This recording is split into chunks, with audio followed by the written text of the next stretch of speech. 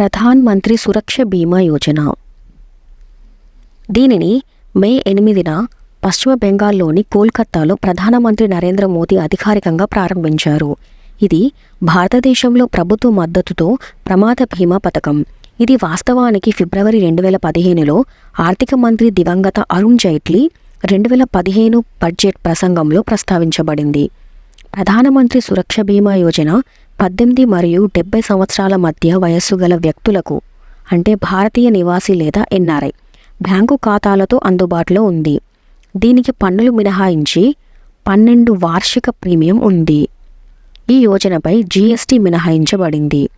ఈ పథకం కింద ఊహించని మరణం లేదా పూర్తి వైకల్యం సంభవించినట్లయితే నామినీకి ₹2 లక్షలు మరియు పాక్షిక శాశ్వత వైకల్యం ఏర్పడితే ₹1 లక్ష కవరేజ్ చేయబడుతుంది.